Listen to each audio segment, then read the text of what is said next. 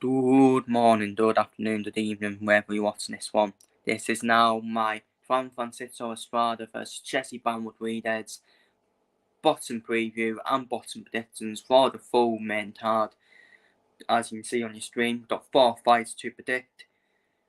So let's get straight into it. We've got 2 title fights on the card as well, and we've got a very good core main event as well, with the return of Sonny Edwards. But let's start off then with Arturo Candenas versus Danny Barrios. Cardenas has obviously 13 wins, obviously 0 defeats, the one draw. Danny Barrios got the 15 wins and 0 defeats and 0 draws. This is in the super bantamweight division between these two fighters, and I think this, for me, Danny Barrios is going to be the home man at Arizona. He's probably going to have more of the crowd support, but tough fight. I think it's a tough fight to predict. You would probably favour Barrios shut. I think Barrios probably will be the favourite in this fight, from what I've seen of the both of them. But I think it's probably going to be one of them pick-em fights for me. I think it'll be one of them pick-em fights. I think it'll be a good fight. I think Cardenas will give Barrios a good fight. But I do expect Barrios to win on points. Danny Barrios to win on points. To win on the start card by probably 2 or 3 rounds. I think it'd be that sort of fight, in my opinion. So I'm going to go for Danny Barrios to win on points. So up next then, onto the females now, onto the WBC World Female Super Bantamweight title fight, where defending champion Nama Matado defends her belt against obviously Matchroom's fighter of Almir Ali, of course, who's got the 9 wins and 1 defeat, while Matado, who's been in with the eyes of Amanda Serrano, for example, from the resume, obviously the 3 defeats, with one of them coming against Serrano, and the 23 wins, of course. And it'd be interesting. This fight. I haven't really been that impressed by Ali, to be honest with you. I think that's peppered a lot when I've seen in the fights, especially in the rematch against Dusman.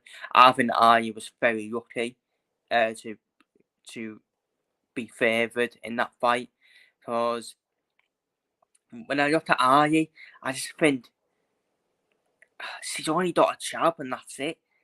And it's not really a good jab either. It's more of a weak jab as well. So yeah, I think they've overhyped Wamia Ali. Unless I get proven one totally, and see up to them. But I'm sorry, but I have to favour Matado in this fight. I favour Matado in this fight. I think it's very worrying for Ali that he gets hit a lot as well, because Matado he can pop as well. He can definitely land them punches on you, and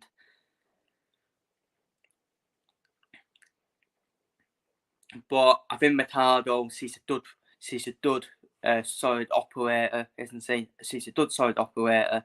I actually don't think she'd be in any trouble against Wamia Ali. I mean, fair play to Ali for taking this fight, but I don't really give her a chance in this fight, to be honest with you. And I think Matado will get the win. And I think she will completely dominate this fight with her probably comfortable outboxing Ali performance, in my opinion. I just think Matado will do more of the work as well. So I expect Matado to win on points against Wamia Ali, and I expect it to be comfortable on the start card as well. So on to the main event, Sonny Edwards against Adrian Toriel in the flyweight division, of course. Sonny Edwards obviously coming back after that defeat to Jesse Reedhead, of course, in that amazing fight, of course. that we saw back in December. Sonny Edwards, who took a proper beating, didn't he? It was a proper masterclass from Tessie Bamwood Breedheads. And Sonny Edwards is up against Adrian Toriel, who most recently lost the rematch to Stefani Nashinda. Of course, Nashinda winning his belt back, winning his flyweight title back off Toriel. And it'd be an interesting fight, this one. Interesting fight to see where Sonny Edwards is after that defeat to Chess Brown with Breedheads. Sonny Edwards is putting himself in the deep. He's putting himself in within a tough fight straight away against Adrian Toriel. Adrian Toriel, who knocked out Nashinda in the first round, in the second round, in the first fight, of course, that brutal knockout. And for me, Toriel was winning the first half of the fight in the rematch as well against Nashinda. Then Nashinda just pulled a rabbit out of the bag in that second half of the fight, and obviously stopped Toriel quite yet in the 10th round. So, if there is a positive for Sonny Edwards, it's Adrian Toriel seems to have a weakness in the second half of the fight. I think he can get at Toriel in the second half of the fight for Sonny Edwards. Sonny Edwards' weakness is probably the first half of the fight for me. I think Toriel will start the more quicker in the first half of the fight. I think it'll be a pick-em fight. I think it will be a pick-em fight for me. I think Sonny Edwards is more of a boxer and be more boxing on the outside. Sonny Edwards be more boxing on the outside. But when he against Andre Campos with Sonny Edwards, when he was on the ropes, when he's seeing himself back on the ropes, I think that was dangerous for me. And obviously Chester Brown Breedheads exploited that weakness of Sonny Edwards.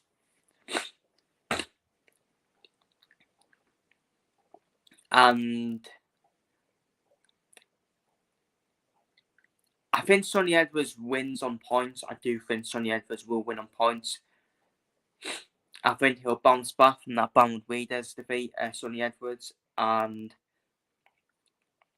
I think he'll win it on points, and I think he'll probably win it by 3 or 4 rounds, in my opinion. I see that type of fight for me, and I think Edwards wins on points by 3 or 4 rounds on the scorecard, in my opinion.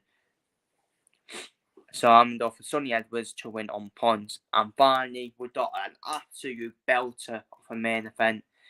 Obviously, for the WBC World Win Magazine Super Flyweight title, the return after 2 years. Obviously, he's not been active since December 2022, and that is Juan Estrada, the champion, defending his belt. Look at that, man, for a record. 44 wins, 3 defeats. Up against the upcoming star in Chelsea Brown with Breeders with the 19 wins and 0 defeats, of course. And 10 years age difference between the both of them. 10 years age difference between the both of them. We've seen Estrada in 3 amazing fights against Juan Gonzalez, of course, in that famous trilogy, of course, between the two of them. And now he's up against the London of Chelsea Brown with Breeders, who is definitely in the top 10 in terms of pound-for-pound fighters in the world, isn't he? Chelsea Brown with Breeders. And for me, this is a very good fight. It's a very good fight. Estrada, who is a very good stiff mover, a good stiff bottom out on the outside mover and boxer, of course. Estrada. Chelsea Brown with Breeders be more of the come forward fighter. And this is going to be a classic. I really do think this will be a classic.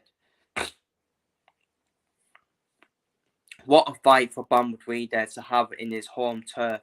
In Chelsea Brown with Breeders' home turf, there's nothing better. Nothing better to fight the best super flyweight that probably is in the world in Juan Francisco Estrada. Nothing better for your homecoming. For Chelsea Brown with Breeders. I think Brown with Breeders is favourite I actually do think he is favourite because Estrada not been active since December 2022. Juan Francisco Estrada not been active since December 2022. So that is a worry for me. If I was Estrada, that is a bit of a worry, especially with the way Bam Rodriguez likes to fight as well. He'll be more come forward. But Estrada, he knows what he's doing. He knows what he's doing, and what a fight! I mean, what a fight it is! What an absolute barnstorm of a fight it is! Because I can't really call it. I can't call it because it's the first time Bam Rodriguez has probably faced someone this elite in Juan Francisco Estrada. Albeit Estrada's not been active since December 2022. It is a tough fight for Bam Rodriguez. It is a tough fight. And it's a tough fight for Estrada up against someone who is 10 years and under than him. Bam Rodriguez has done be hungry for the super flyweight titles as well. Looking to be undisputed. Bam Rodriguez looking to be undisputed in super flyweight now as well.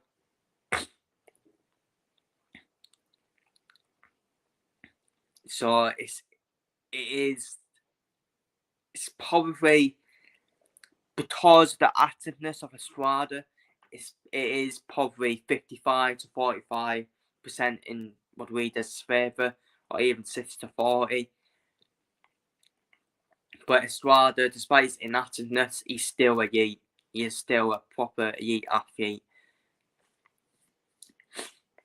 Bam Rodriguez definitely a top 10 pound per pound fighter as well. So it is. I'm really looking forward to it. It's such an intriguing fight as well. Estrada against Bam Rodriguez. Will it be the clean win for Bam Rodriguez, or will Estrada's eliteness show in this fight despite his inactiveness?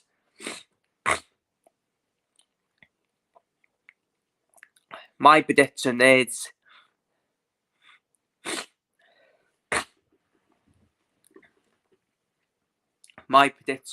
for this fight is it's just the inactiveness that worries me with Estrada. It's just the inactiveness for me. So I am edging towards Bam Rodriguez. I do think activeness plays a part. I'm off for Jesse Bam Rodriguez to win on points. I would not be shocked if it's a split decision. I actually would not be shocked if it's a split decision because I am not counting Estrada out at all. He is the champion. He's not been active since December 2022. But this is Jesse Bam Rodriguez's first proper elite opposition, in my opinion. First proper elite opposition. Estrada, who is a legend already, who is a legend of the sport, has already created a legacy in sport as well.